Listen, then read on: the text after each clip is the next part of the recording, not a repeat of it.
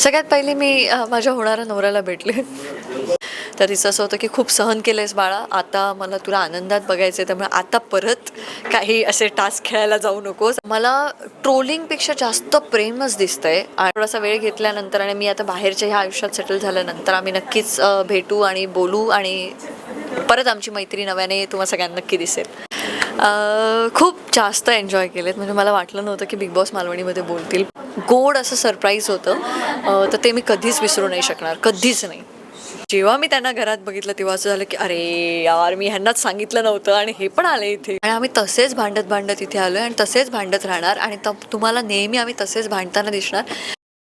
अंकिता, स्वागत आहे तुझं व्हायरल कट्टामध्ये. बिग बॉस मराठीच्या घरातून तू बाहेर आली आहेस. तुला बाहेर आल्यावर कळलंच असेल की आतमध्ये तुम्हाला सगळे सांगतच होते, पण बाहेर आल्यावर कळलंच असेल की बिग बॉस मराठी यंदा किती गाजलंय. हो. हे सगळं बघून कसं वाटतंय? खूप छान वाटतंय. म्हणजे अजिबात वाटलं नव्हतं की एवढं TRP असेल आणि एवढं लोक डोक्यावरती घेतील या सीझनला.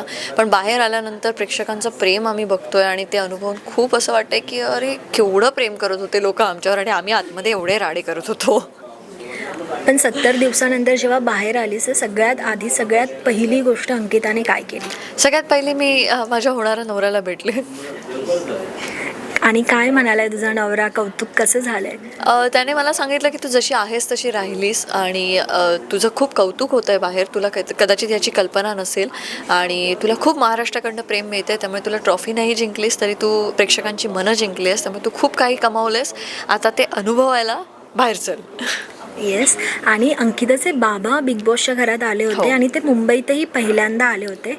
पण घरातली भेट आम्ही पाहिली, पण घराबाहेर आता जेव्हा तू आलीस तेव्हा बोलणं झालं असेल, भेटणं झालं असेल, काय म्हणालेत ते? काही नाही. मी आईलाही फोन केला, बाबांनाही फोन केला. आई आली नव्हती, त्यामुळे पहिलं मी आईशी बोलले, तर आई खूप रडायला लागली. बोलली, आई एवढ्या दिवसांनी आईने माझा आवाज ऐकला, 70 दिवसांनी. तर तिचं असं होतं की खूप सहन केलंयस बाळा, आता मला तुला आनंदात बघायचं आहे, त्यामुळे आता परत काही असे टास्क खेळायला जाऊ नकोस, आता जरा छान आयुष्य जग.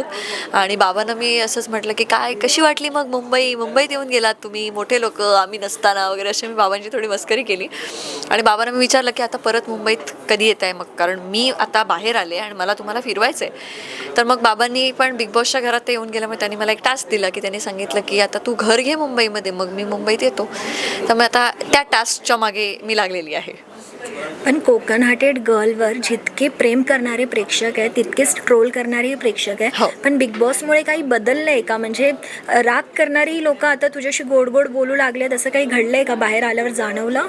हो, भरपूर जाणवलं की मला ट्रोलिंगपेक्षा जास्त प्रेमच दिसतंय प्रेक्षकांकडनं. आणि ते जे मला नाव दिलं गेलं की कोकण हार्टेड गर्ल आता महाराष्ट्र हार्टेड गर्ल झाली आहे, ते खूप मला फील होतं आहे, कारण खूप जास्त प्रेम मिळतं आहे मला. आणि प्रत्येकजण माझी बाजू घेऊन भांडणारेही लोक तयार झालेत, माझे फॅन पेज तयार झालेत, जे असं काही नव्हतं आधी. आता एवढे फॅन पेज झालेत की मला बघायला लागतं की अरे हे लोक माझ्यासाठी भांडत आहेत. सो ते खूप छान वाटतंय. घरातल्या खेळाबद्दल आपण बोलू. ए टीम आणि बी टीम असे 2 ग्रुप पडले. हो. पण अंकिता एकमेव आणि पॅडी दादा आपण म्हणू की असे सदस्य होते जे बी टीमवर टिकून होते.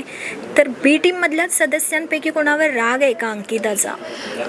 राग असा नाही आहे, पण मला अभिजितच्या काही गोष्टी मनाला लागल्या, पण माझा त्याच्यावरती अजिबात राग नाही आहे. मला मनाला लागल्या, सो मी काही वेळ घेतला, मी त्याच्याशी थोडं बोलले नाही.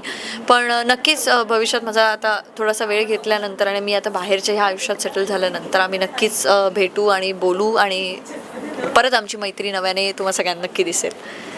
आणि योगिता, आर्या ह्याही बाहेर आल्या आहेत. हो. पण आर्या तुझ्या जवळची होती, तिच्याशी काही बोलणं वगैरे झालंय का? आर्याशी अगं मी कालच आली आहे गं, मी काल. त्याच्यामुळे मला असं झालं की माझा मोबाईल हातात घेतल्यानंतर आधी मला सगळं चेक करत बसायला लागलं. तर मी आज आर्याला कॉन्टॅक्ट करणार आहे. माझ्याकडे अजून कोणाचेच नंबर नाही आहेत, माझ्याकडे फक्त पॅडीदादांचा नंबर आहे आणि DP दादांचा ऑफकोर्स तो आधीपासून होता.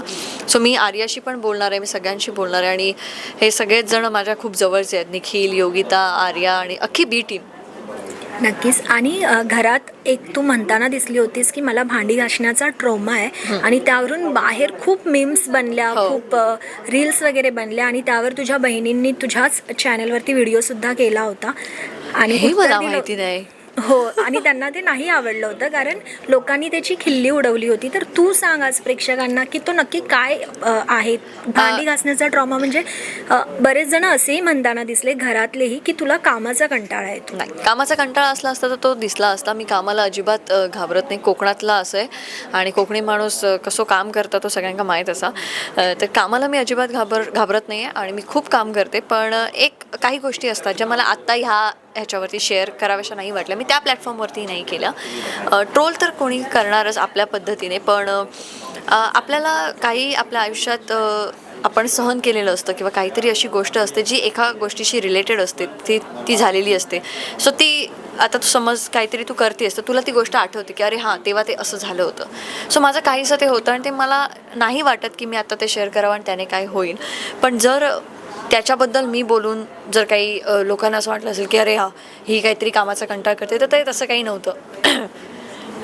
प्रेक्षकांनी मला बघितलं आहे किचनमध्ये किती काम करते ते आणि सगळं काम करताना. सो कामाचा कंटाळा नक्कीच नाही. आणि मी त्यांना सांगेन की ट्रोल केलं तरीसुद्धा इट्स ओके. आणि अंकिताची खास बाजू म्हणजे कोकणी भाषा. हो. बिग बॉस नाही तू शिकवलेस, बिग बॉसही बोलत होते. किती एन्जॉय केलेत ते मुमेंट खास करून? खूप जास्त एन्जॉय केलेत. म्हणजे मला वाटलं नव्हतं की बिग बॉस मालवणीमध्ये बोलतील, पण बिग बॉस खूप छान मालवणी बोलले आणि ते खूप इंटरॅक्टिव्ह ह्यावेळेचा सीझन होता बिग बॉसचा. बिग बॉस खूप बोलत होते आणि मालवणी भाषा मी त्यांना शिकवली, त्यांनी मला खेळ शिकवला. सो आम्ही असं डील झाली होती आमच्यामध्ये की तुम्ही मला खेळ शिकवा, मी तुम्हाला मालवणी भाषा शिकवते. आणि खूप मस्त एक्सपिरियन्स होता तो.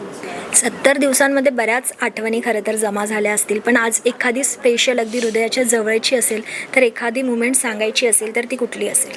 ऑफकोर्स माझे बाबा पहिल्यांदा मुंबईत आलेत बिग बॉसच्या घरात. तीच एक खूप जवळची आहे आणि त्याच्यामध्ये सुद्धा बिग बॉसने जो ट्विस्ट आणला की त्यांनी असं दाखवलं की माझा नवरा आला आणि मी आले धावत आणि समोर माझे बाबा होते. सो ते एक गोड असं सरप्राईज होतं. तर ते मी कधीच विसरू नाही शकणार, कधीच नाही.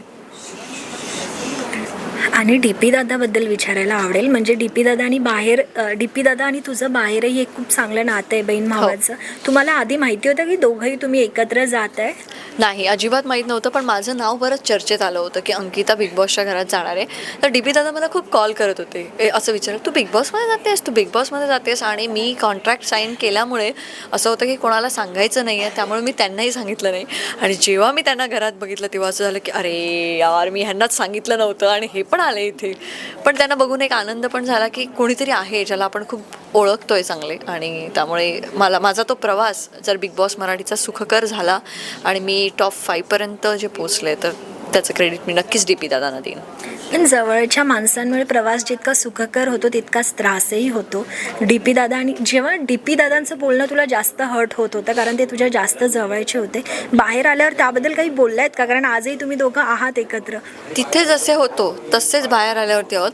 आता इथे येतानाही आम्ही एकाच कारमधनं आलो आहे. ते माझ्याच घरी राहिलेत काल रात्री आणि आम्ही तसेच भांडत इथे आलो आहे आणि तसेच भांडत राहणार. आणि तुम्हाला नेहमी आम्ही तसेच भांडताना दिसणार, पण शेवटपर्यंत आम्ही एकत्र दिसणार. नक्कीच. तर पुढे अंकिताला नवनवीन कामांमधून पाहायला खूप आवडेल. पण जाता जाता प्रेक्षकांना सांग, पण तुझ्या कोकणी भाषेत सांग. प्रेक्षकांका मी याद सांगेन की एक मालवणी चेडू थंयसर पोचला, मालवणी भाषेत बोलला आणि तुम्ही ती भाषा समजान घेतलास, तुमका ती भाषा आवडली आणि बऱ्याच जणांनी ती भाषा बोलण्याचा प्रयत्न केलो आणि त्या भाषेकाय प्रेम दिला, माकाय प्रेम दिला. तर त्या तुमच्या पोटीच मी आज महाराष्ट्र हार्टेड गर्ल म्हणून ओळखला जाते. तर तुमच्यासाठी खूप प्रेम आणि खरंच खूप धन्यवाद की तुम्ही इतक्या माका प्रेम दिलात त्याबद्दल. थँक्यू.